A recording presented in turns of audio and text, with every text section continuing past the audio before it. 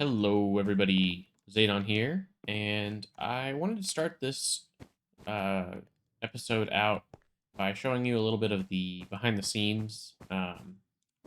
Doing things that are they're not the exciting things that an episode gets made about, but I think they're interesting. One of the biggest things is in your world, if you're trying to get things done quickly, you gotta be okay with doing things simultaneously. So right now, I am doing a few things. One of them is prepping for the next project. And to prep for that project, I need glass. Now, for my glass, I trade with villagers. But there's a few other things that I need to be doing right now as well. One of them is I am processing a bunch of copper. So my furnace setup is terrible. I have two furnaces, and this is what I use for smelting almost everything in my world. It's pretty sad. And not only that, I'm kind of a cheapskate. I smelt my own fuel as well. So it takes extra long time.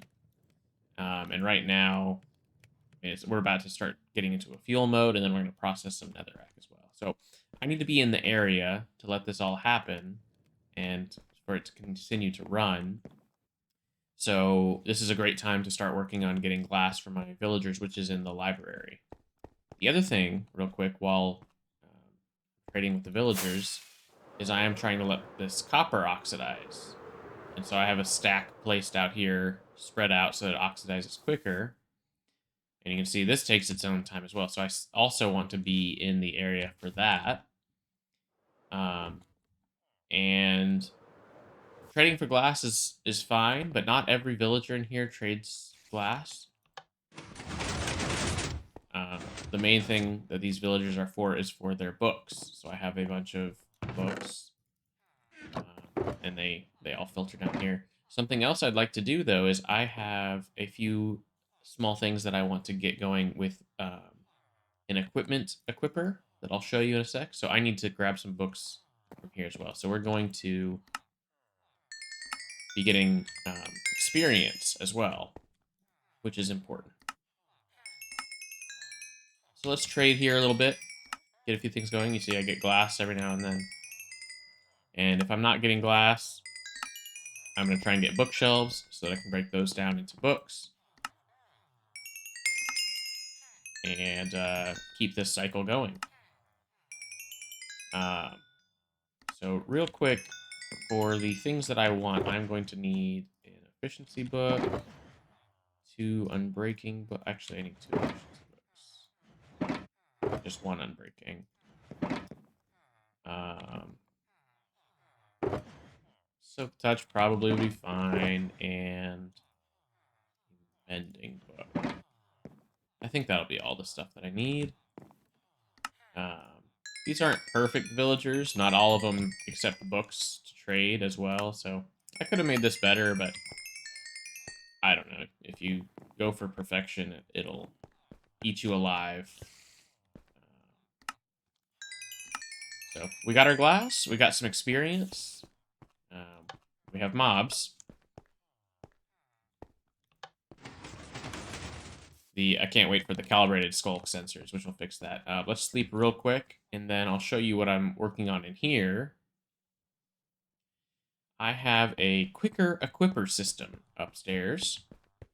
And the point of this is that, let's say that I die in the world, maybe, like, I've used this once because I died when a raid was happening. So all my equipment is covered by tough mobs, and I need to get some equipment on to go and recover my good equipment.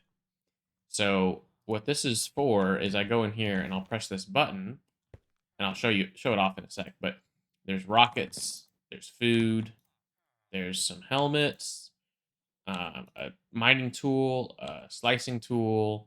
We got some boots, some pants, and some wings. And so you go in here, you press the button, and then you're ready to go out and recover your stuff. The problem right now is pickaxe. Oh, I should have gotten double of what I got. The pickaxe and the sword aren't enchanted just yet. And I figured, why not go ahead and, fix these up. Backup, silk touch. Pretty basic name, but we just want to get it going. got our efficiency. We got our silk touch. Throw those together. We got an unbreaking and a mending. Throw those together. And boom, we're already out of levels. So this book is perfect for that one. The efficiency. So I need to get stuff for this pickaxe and this sword. And we'll go drop off our glass. And you can kind of see the cycle here. Do a little bit of stuff. And this whole time, smelter's going, copper's oxidizing. It's just a process. You want to try to, I think the proper term is do things in parallel. So I'm not doing just one thing. I'm doing many things all together in parallel. So I'll keep doing this, and this is just a little kind of intro to show you how things get built and how to do things more efficiently. So hopefully this helps you out and maybe inspires you a little bit to put things closer together so you can get everything going. All right, hello everybody. We are done with our upkeep, and what I wanted to work on today was looking at how we can go about in getting a wither skeleton farm, because this is something I have a decent amount of beacons, but I've done everything pretty manually. I come here and this is what I do, where I just kill some and then fly away and then fly back. So this is exactly what I'd go down there, kill those guys, then fly over this way to make sure everything despawns, and then I'd fly back and hopefully there's a new batch of wither skeletons. The problem with this is it's not, well, I guess there's not a problem. There's no good to it. I have to fly a lot. I have no guarantee that they'll keep spawning. And it's just not great. So I think there's a few things to consider here. We have a few problems. I would love to use these 4 spawning pads, because these are 4-way intersections here. And so those have some of the biggest bounding boxes that you can use, but there's also a double blaze spawner here. And I don't actually know if, actually, yeah, it has to. This blaze spawner has to intersect with this bounding box for this 4-way intersection. So we only have 3 that we would keep unless we destroy those blaze spawners. I don't really want to destroy the blaze spawners, and it's not even the best area to do this in. There's so much area I would have to slab over, like everything up here, and there's spots back there, and this lava pool is nice, but it's not as big as it could be. So I think the first thing we're gonna do is actually just look around the nether and see what we see. Are there any better nether fortresses? So I'm gonna fly off, and I'll let you know what I find.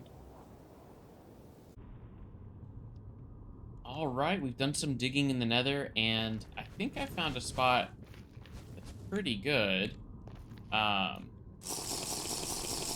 The important part about this spot is we actually have 5 4-way intersections here, all together.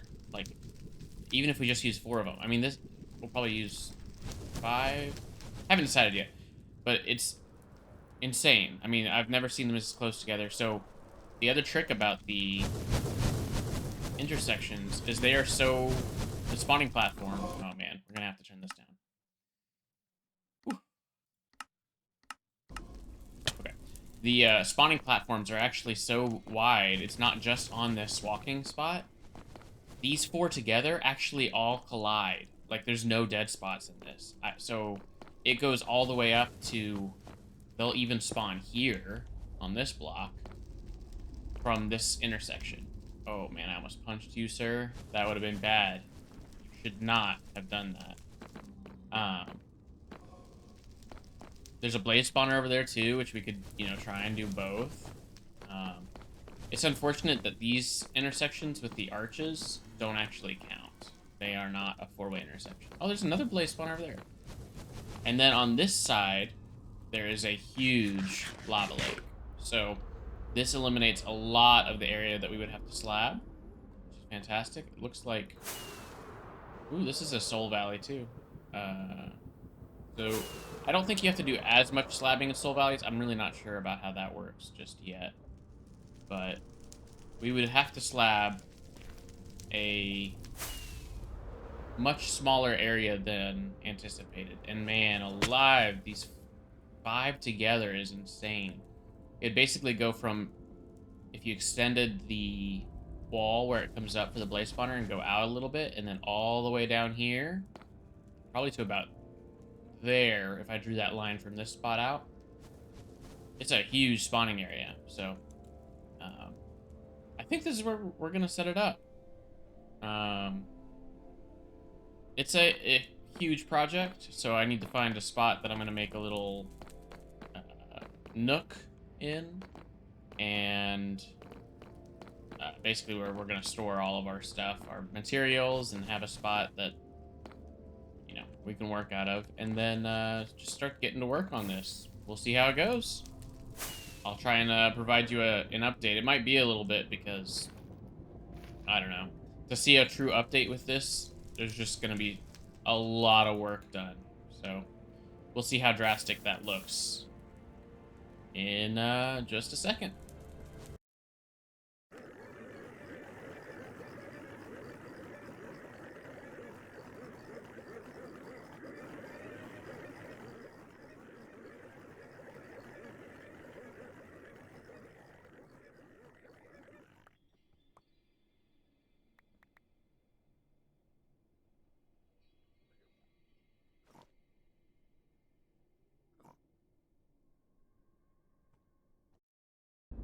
Oh boy. I think I chose a project that's a little too big. The first thing I did here is I went through this fortress and I just slabbed up everywhere. So everything in here looks exactly like a fortress should, but nothing can spawn except for in our 5 chunks here. And that went so well. It went so quickly. I was like, this is gonna be easy. Well, we've just returned from, I think, our 4th trip back to home base to repair our tools and get supplies, and it's just, there's so much to unload all our stuff. I can't throw stuff away, so I'm like, as I'm clearing these areas out, I am saving all the wood and the vines and the shroom lights and the, you know, red netherrack, mycelium, what's it called? I don't even know. But things are going all right. So these guys are here because they're holding items and they won't despawn. But you can see, like, things are not spawning where I've slabbed over, which is fantastic. The biggest problem is this lava lake doesn't actually cover that much. It covers maybe one real direction, which is like south. Ooh, this is not slabbed. I should be able to jump up this, but I can't. I'll have to remember that. The biggest problem that I've had is this biome here is so tough. It would be so much easier if it was a regular nether waste biome. But the Hoglands and the... what are those guys called? I don't know all the names. I'm used to just zombie piglins, you know? But they spawn a ton, and they come out to fight. So... I'm going to keep trying to work on this. I think if I get this section to there done, it'll be much easier, because you can see it stops being this spot and it starts being the regular nether waste. So if I can get that, this last little section, I think things will go easier. But there's also a whole section down here. In a few spots, I've had success where the... what do you call them? The island, I guess, is thin enough that I've actually chopped the island off and just let it, you know, wasted into the lava here. But I don't know, this one seems pretty big, and I don't want to really do that if it messes up with the lava flows. It looks like some of this might be in the lava too, especially if you see the magma. So I don't think that'd be an option. This Nether Fortress actually isn't very big. Like, this section here is like one single tunnel all the way to our section here. So when I was going through and slabbing things, it was very quick. But then we started slabbing the actual terrain here, and things have slowed down a lot. Up here was easy. I was getting excited because it was so easy. And then I started working on the section here. This was all, I mean, it still is, I guess, but it's all the, I don't actually know the name. Crimson Forest. So that's all Crimson Forest. There's still a section down here that I gotta clear. You can see I took trees out, but I haven't put slabs down yet. Whew, it's brutal. If I was to suggest this to anybody, I'd suggest possibly spending even more time to find the perfect spot. And I really wanted this spot because it had these intersections real close to each other. These 5. But truthfully, if you just had one and it was surrounded by lava, like, it should, in theory, I think, have the same rates as this one. So I think I kind of messed up. But now we gotta see it through. Because now I'm curious and I've already sunk a lot into this. So we gotta keep going. Anyway, I will keep working on clearing out the forest areas and then come back and see if we can actually do some building in the Nether Fortress area next. Hello, everybody. We have completed a lot of work here. Part of it is because I've done a few recordings and I had some recording issues.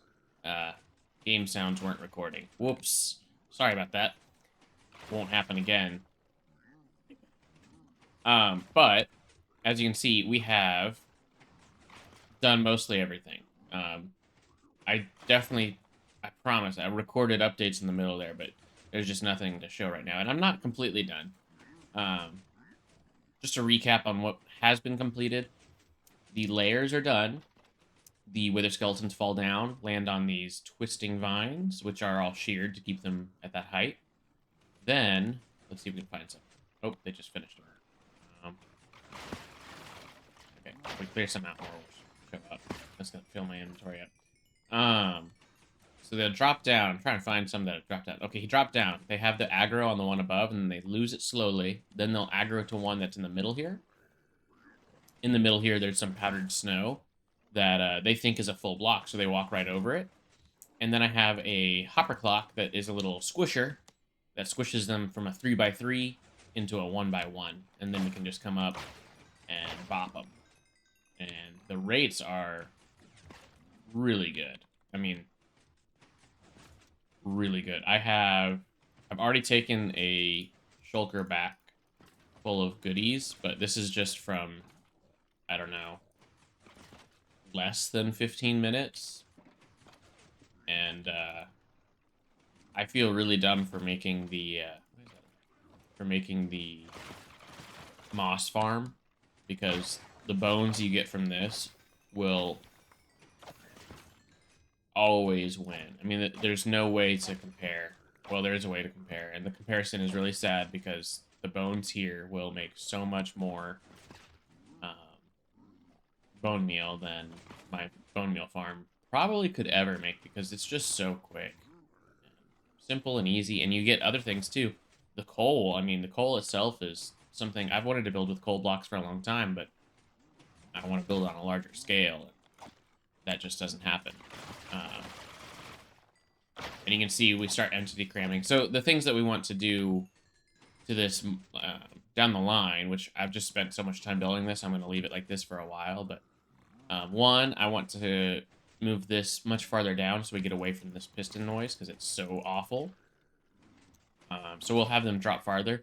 We'll also have them drop farther so that they land and lose most of their health, and it's just a one-hit kill instead of having to swipe a few times.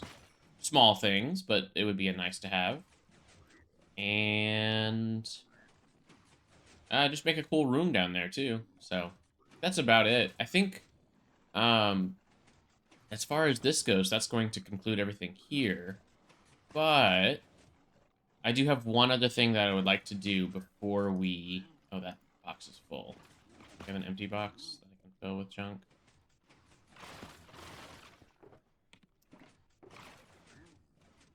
Man, the coal, the bones, just pours in. Okay, we'll keep that on us. The other thing that I want to do is with 1.20 right around the corner, they are making it much more expensive to make netherite stuff. So I want to go and do a little ancient debris hunting and see if we can get some of that handled. So let's go take a look at what I'm going to do there. Are you feeling lucky? Let's do this thing. I just have a beautiful line of TNT. It wasn't even a stack, but I've never really done this before. I do not want to blow up, so... oh, God.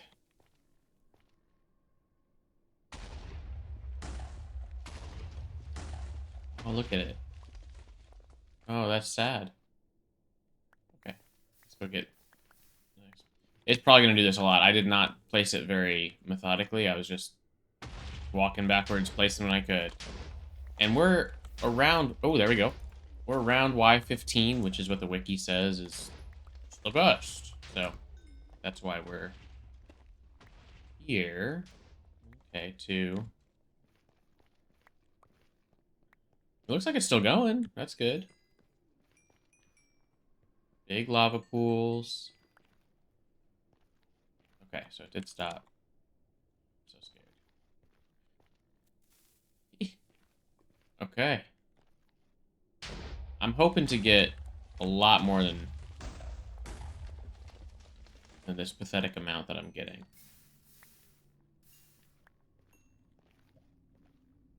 Like checking all the walls. Huzzah! God.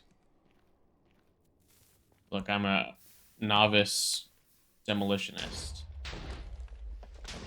This is a new food for me. Oh, there we go. Just like... Give us 1, I guess, is what I meant. Well, there's the lava lake right up there. Alright. Oop, 2 more. Okay, I'll set up another run, and we'll let loose again. Alright, we have 6 little offshoot tunnels. And, oh, Pigman. You're gonna get mad at me. You gotta leave. Demo zone, man. Get out. Oh. Yeah, that's right. Okay. I'm gonna light this one separately, and then I'm probably gonna light that one, and then I'm gonna hide like a man. Oh!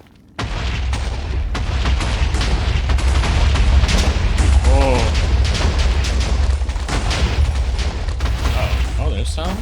Nice. There's more.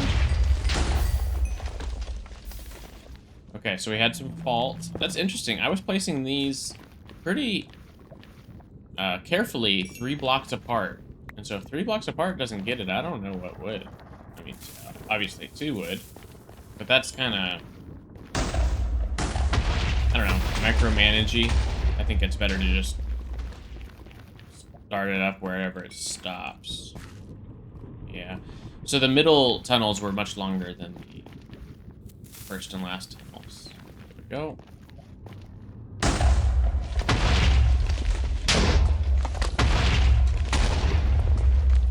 Yeah, interesting. See, he didn't go.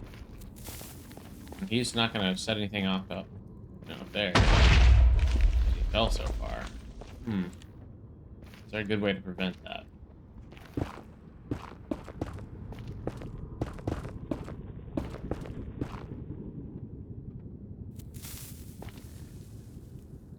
Anyway, looks like we're getting a decent amount of debris. I really wonder how this goes on servers, because there's just so little debris. The underground of the Nether must just be shot to hell. But, alright, I will clean up and find all the debris, and then give you a little recap. Alright, all in all, for our 2 stacks of TNT, we got just about, well, exactly 23 debris. So, it's an okay return on investment. It's not great. There's definitely, I don't know, it was quick, so it depends on what your goal really is. Is it to do it quickly and not have to do it very much? I think that it might be better if you were to go through and just mine out a layer at a time, 2 layers that you can walk through. Probably would be very quick, but either way, I think that's going to bring this unbelievably long Nether episode to an end. Thank you for watching. I'll catch you next time. See ya.